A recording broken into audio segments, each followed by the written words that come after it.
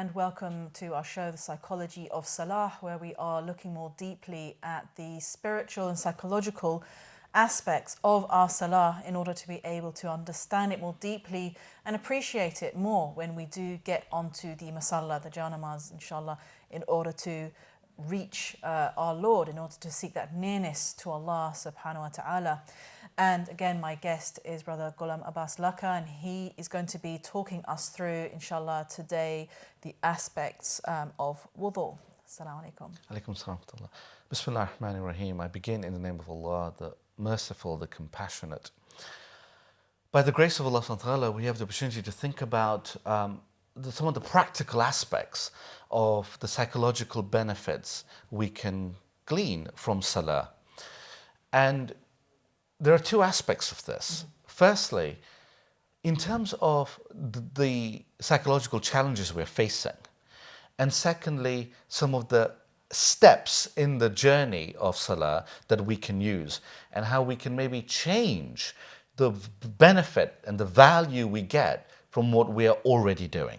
This is not about adding more burden to anyone. This is about increasing the benefit from what is already being done. And we build upon our previous discussions, how the Holy Quran, for instance, in Surah Ma'un, warns for waylun lil musallin, woe upon those who pray, and then it goes on to clarify, those who are heedless in their prayers. And this is not from a sort of vengeful retribution point of view of Allah. No, far from it. This is from His compassion and from His love. He's saying, woe to you, because you're not benefiting from what has been given to you.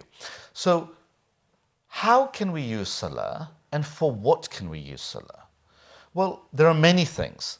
The first is, if we look at the challenges we face today in the 21st century, stress has become so prevalent that stress-related and stress-induced mental health challenges are becoming really quite widespread. And we're also noticing this at a younger and younger age. As a result, the way we teach Salah and the way we practice Salah needs to change, because this is a tool that we can use, I believe, quite practically for helping with our stress management. And in terms of why we might want to think about doing that, well, if we look at what research is showing, a scientific research now on the effects of stress, it's well known that stress can be damaging for us. But what is interesting is that when you encounter stress, but you believe that you are able to handle it, then you don't necessarily get the same negative health effects that you would expect otherwise. So without these kind of positive reinforcements, these positive thoughts about our capability, our ability to be able to manage them properly, quite a few bad things happen. So our immunity gets reduced. There are many studies which show, for instance, that the common cold strikes more severely for people who are stressed. In a study in Sweden regarding stress in the workplace, found that those who had higher levels of stress were 5.5 times more likely to get cancer, and in particular, colon cancer. Right. Yet, those who have a healthy approach to managing their stress had better immune function. And also, when they looked at people who had lived healthy lives up to 100 and above, so centurions, one of the common tools that they all had, one of the common skills rather that they all had, was the ability to manage stress in their lives. So stress is not something that we should be frightened about. Everybody has stress of different kinds: emotional, physical, financial, mental, indeed spiritual as well. It's not something that we can avoid as human beings, but we do need to be skillful at how we manage it. And I believe Salah is a way in which we can manage our stress, provided we use it appropriately. Well, the first question is, can or indeed should Salah be used as a tool for stress management? Or is it only for very formal worship of Allah as a distant Lord, to be lauded and worshipped from afar? Or is Salah a tool that can be used throughout our day? Maybe that's why we have been required to do it 5 times a day through the day. Maybe it's a tool that we can use to strengthen us, like a crutch, to support us through our day to be more effective. Well, when we look at the Holy Quran, Surah Baqarah, Surah 2, verse 153, for instance, says, "O you who have believed, seek help for the challenges you face through patience and prayer. Astayinu bis-sabri was-salawati."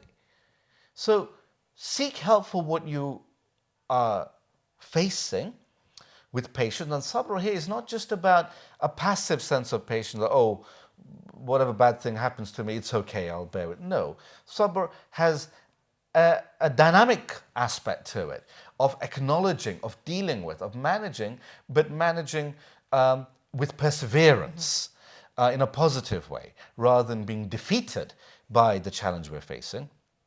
And also it goes on to say, so with sabr, was salawati, and with your worship, with your prayers.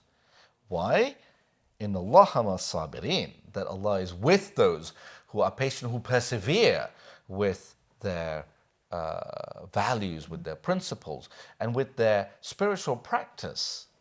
So this idea of the sabirin, who are those who are the patient ones, this word sabr has aspects of perseverance to it, not just a passive form of patience. And it's this active, dynamic aspect of sabr that I think has profound psychological value, because it allows us to look at our stresses from afar. So rather than it just consuming me, I can step back and be cognizant of my cognition. There's a metacognition here. To think about my thinking, that to look at myself and say, actually, I'm feeling stressed. And to take that aside and say, what is it that is stressing me? And how? And what are the effects upon me? Physically, emotionally, spiritually, mentally. And when we look at our spiritual masters who have demonstrated great skill in using Salah, of course, we turn to the foremost, Imam Ali ibn Abi Talib, salawatullahi alayhi. For it is narrated in Al-Kafi that he said that whenever he had a worrying or a difficult situation, what today we might translate as stress, he would retreat to prayer, and he would recite this verse that we just looked at, Surah Baqarah, verse 153. And in that regard, it shows us that maybe Salah has multiple functions. And maybe it has purpose well beyond the purely legal aspect in which we normally see it. So it's normally taught to young people as one of your obligations. But what if we taught Salah as one of the gifts that you are given? But do take it. It's a special gift that is given 5 times a day. But make sure you avail yourself of it. That will change the way we think about it, potentially. And that takes me to thinking about the very first step of our Salah. So all our preceding discussions are about engaging with Salah in its entirety as a concept. But now we start looking at each individual step. So if we begin with the ablution, the physical purification of ourselves in readiness for the encounter. When you have an important meeting, probably going to shower, get ready, be clean. And we are recommended to do the same with our Salah. There are rules about how to clean. So we've got rules about ghusl and wuḍū. So the steps of wuḍū. And when we look at texts of mysticism and spiritual insights, such as Salatul Arifin by Ayatollah Khomeini, he uses analogies such as when a person does wuḍū, to notice the relationship between your own individual ego and the infinite that you are having an encounter with, as being like that drop of water. So when you put water on your face, you're saying that as one of those drops falls into the pool of water and is merged in that pool, losing its identity, its concerns, its worries, its fears, its history and its future. It becomes dissolved, unified in the whole of the pool. And he says that when we do wudu and we notice that water dropping from our face into the pool, because of course in the early days there weren't running taps of water, people did wudu from a bowl, from a pool. But the idea was to be conscious, to use that process of washing our face as being a reminder of the mindfulness that is required. A reminder of what that Salah is about, of what that union that we're about to experience is about. Just like that drop merges in union with the rest of the water in the pool, that wudu reminds us of what our Salah should be like. And as we look at that water with which we're doing wudu, that in itself becomes a sign for us to wake us up from the autopilot that we might be running through our day with. Perhaps running the videotape of our ruminations, of our thoughts, our concerns, our fears, our anxieties about the future, about our concerns relating to the past. Just that physicality of feeling the water should break those shackles of rumination by bringing us into the present moment. Why? Well, when we look at the Holy Quran, Surah Furqan, Surah 25, verses 48 and 49, sends some quite powerful messages about this. It says, "And it is He who sends the winds and good tidings as His mercy, and we send down from the sky pure water, ma'an tahura." And why? It says that we may bring life thereby to the dead land and give it as a drink to those we created, and numerous forms of creation. When I sometimes approach wudu after a busy day, my heart is dead. It is consumed by stresses, worries, and strains. There is no life in it. And that water, that ma'an tahura with which we do that wudu, should be a reminder to awaken the heart that actually this is a grace. And just as I have this grace, maybe I will also have the grace of being able to deal appropriately at the appropriate time with whatever has been worrying me. But at this time, the appropriate action and the appropriate mental state is to be cognizant of this water and what it represents. So just that first touch of the first water, of the first step of wudu, should be enough to connect us for the remainder of all the steps to come. The washing of the face, the hands, the feet, the head, all of that is preconditioned and facilitated in some sense by our touch, the first touch of that water. And to recognize the grace that it represents. Surah Anfal, Surah 8, verse 11, expands upon this. It says, "And we sent down upon you from the sky rain by which to purify you," which is the function of wudu, "and to remove from you the evil suggestions of shaitan." Well, that raises a question. How does water remove the evil suggestions of shaitan?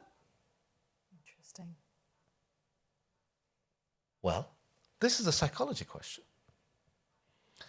One of the aspects of this that strike me is that when we are truly in contact with that water at the time of wudu, we are freed in that moment of presence, in that taste of mindfulness. We are freed from the shaitan within, the doubts that plague us, particularly with regard to our self-worth. So often we feel that, I know theoretically it is possible to reach a high level in your salah, to have a spiritual ascension. But when I enter the lift, I can't press the high levels. I don't rise very high. I get off where I got on. I get on the ground floor and I get off where I got on. We don't allow ourselves to press the really high buttons, even though the buttons are there. We can choose how high we go in that spiritual elevator. But one of the reasons we don't allow ourselves is precisely because of what this verse is talking about.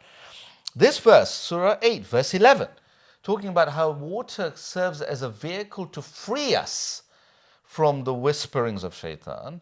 These are the doubts we put in as obstacles to ourselves from experiencing the sweetness of salah, because we may feel we're not worthy. We may feel that because of our mistakes of the past or because of our inability, we cannot experience the higher levels of what is available from the experience, from the opportunity. Yet, when we look at the teachings, we find that the banquet of Salah is open to all. You can partake in whatever you want, to whatever extent that you want. We are the only ones who place restrictions upon ourselves. How woeful, therefore, would be the state of an individual who goes to the most sublime of banquets in a state of fasting and doesn't allow themselves to benefit from that. This could be one of the aspects of the verse we looked at for waylun lil musallin, woe upon those who pray, because they are withholding from themselves through their heedlessness that we see in the subsequent verse from what is available, because we block ourselves. And this is really a metaphor for many other areas of our lives, that the limitations, the false limitations we put upon ourselves through limits, through low self-worth, through self-esteem issues, that then manifest in some cases in terms of a clinical diagnosis of depression, or, of various other conditions. We can catch these very early on. Indeed, we can be mindful of them 5 times a day, so that when we do that wudu, we experience the grace that we are benefiting from already, regardless of what we may have done in the past and how limited we think our ability may be. Regardless of that, the grace that we are experiencing is unconditional upon that. So it doesn't matter who I am or what I have done. The grace of that connection through water is not something I have achieved. And it is not something I can ever deserve. It is and always has been and will remain a grace. And that frees us from that mental burden we carry about our own sense of our limitations. This is where wudu can really be so empowering. And perhaps this is why we see in, for example, Allama Majlis's book on hadith, a teaching from the Holy Prophet, peace upon him and his holy progeny, Rasulullah saying that ablution, that wudu is half of faith. That's a remarkable statement. Yeah. How can wudu be half of faith when it takes just a few moments? What is it about our experience of those few moments that can deepen our faith to such an extent? I would argue that wudu therefore has to be an invitation to tawheed, to tasting the connection of oneness of Allah subhanahu wa ta'ala. But we've got to be mindfully present. In order for that drop to merge into the pool of water, we have to make sure that we are truly there to witness when the drop touches the rest of the pool, and to recognize the reality of what is happening in that moment. I was again thinking about, yes, doing wudu, how just as salah can be different wuḍū can be different as well. And I think a way of appreciating wuḍū is to think about living in such a way that you never do wuḍū. Think about cultures where they don't do ablution. In many religious cultures, they do ablution before prayer. But of course, you know, in very secularized cultures, people are not doing ablution. It's not something that they do. And again, to people who aren't used to it, it can look very alien and sort of, what are you doing that for? Why are you washing? Which again, I've had questions asked to me. You know, what are you doing that for? But yeah, I mean, there are so many aspects for it. The switching from, it's kind of like the switching from the kind of daily life into the sacred moment. So it's that kind of preparation for the sacred moment. And it gives you that time to mentally prepare to get onto the musalla. And also, I'm sure other people have noticed as well, that of course, your experience of it is different according to the climate and the weather and whether you're fasting. And sometimes you really appreciate it when you're fasting. It's hot, like we've been fasting in the summertime. You can't drink, but that wuḍū is, you just appreciate it so much.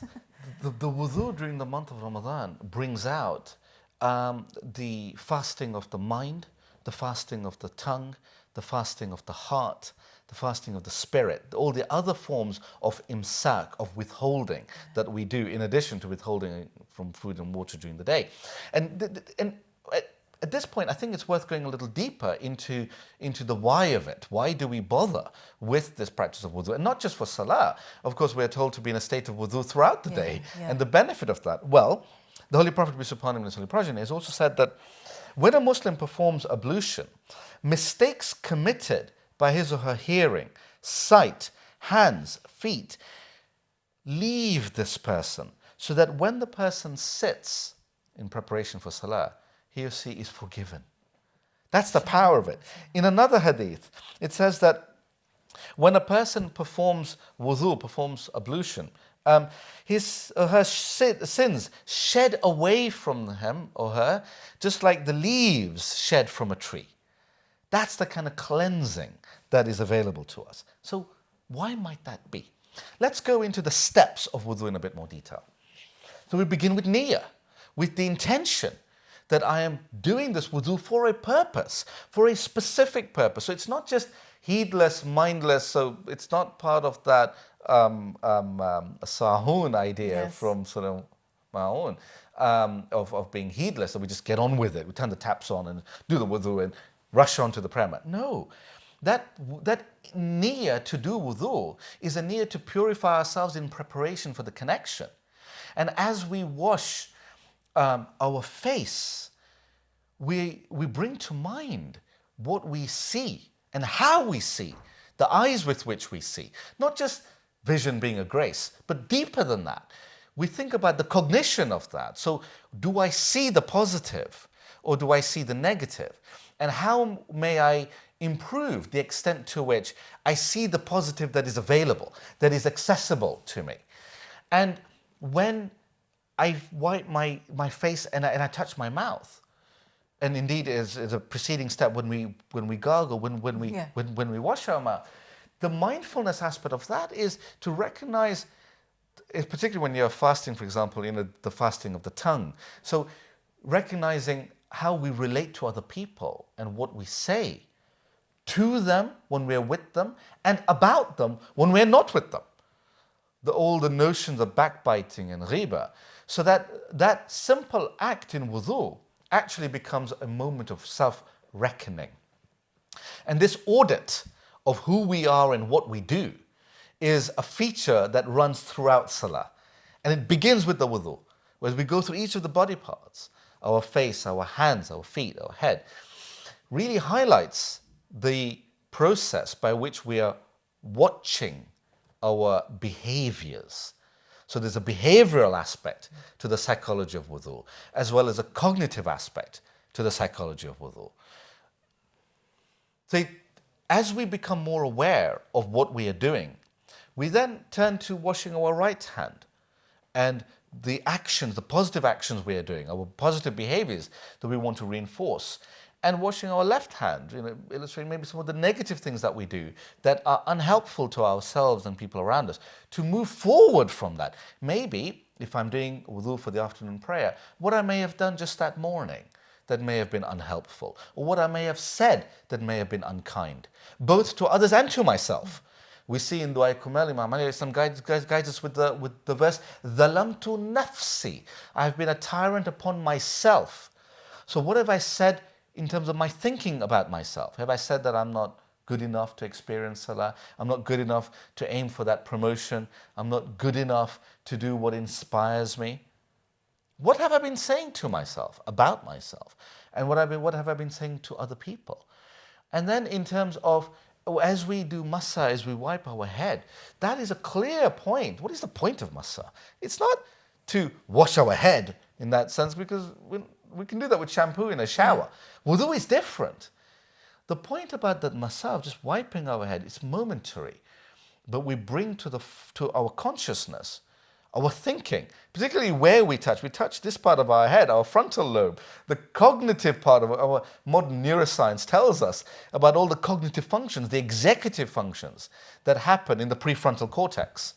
That's the area that we are touching with massa. We are reminding ourselves of the how we engage in cognition, how we are thinking, which reminds us to think about what we are thinking about. What is it that I'm doing with this incredible faculty of mind? Am I using it for my benefit, or am I abusing it for the detriment of others and myself? Yeah. So by the time you finish your wudu, you've actually gone through the entirety of your cognition and your behavior, because when you wipe your feet, you're also thinking about where you go and what you do. It's about connecting with our bodies. What am I doing with all aspects of my being? So it's really a mini audit of all our cognitive aspects in terms of our thinking, as well as all our behaviors from all aspects of our body, including our speech and our hearing and our sight. But there's also a promise here as well. It's not just about taking stock in a negative sense.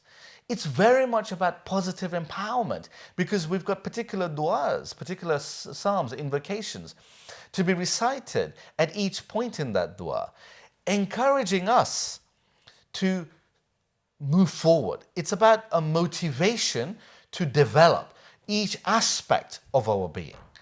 So that when we actually look at the relationship between wudu and therapies for mental health, such as cognitive behavior therapy or mindfulness-based therapies, we see that many of the aspects of psychotherapy are reflected just in the wudu aspect of Salah, let alone all the other elements that inshallah we'll look at, time permitting. But just to conclude on this, when we think about wudu, we mustn't just think of it as an action we do in order to have the connection with Allah in Salah. No. Wudu creates the opportunity straight away to be in that state of connection at the outset, so that everything that happens thereafter is already in that state. And of course, that's also the time when you are making an intention, even if you haven't made the niyyah for the number of raka'at, when you're on the prayer mat, but because you are, focusing on that water and focusing on the process, the formal process, you are already kind of drawing your attention, if you had scattered attention before, it's becoming focused. And in some sense, the water does help with that focus and that stillness as well, because I believe wudu is also recommended if you're angry or upset. Yes. So it's even kind of a calming. Just if you don't have water, there's something natural. Just the sand. Right. So it's that kind of calming, rebalancing, refocusing, before. Because again, I think if we did do Salah without wudu, it would literally mean you're just in the middle of doing something, I'll quickly get on, the janamaz and then quickly finish. And there wouldn't be that, again, that facility for enabling you to focus and perfect your intention, I guess. And the intention to step towards our prayer mat, that movement is highly symbolic. Those steps we take from wherever we've done wudu to wherever we're going to pray, that movement is a metaphor for our spiritual movement, of our movement in our lives, of our unfolding as what it means to be a human being. That unfolding is a step-by-step unfolding, so that as we have washed our feet to engage in those steps, it changes the way we experience those steps before we step onto the final step of stepping onto the prayer mat itself. That entire experience, and by the way, this doesn't require any extra time. We still do what we do, but how we do it can be transformative. And that's really the invitation that we have available to us. Thank you very much. And that was, again, very inspiring insight into wudu. And we are going to continue, inshallah, with this series of looking at the psychological aspects of Salah. We've just come to the end of this show. Do keep watching. Inshallah, we'll see you in the next one. Assalamu alaikum.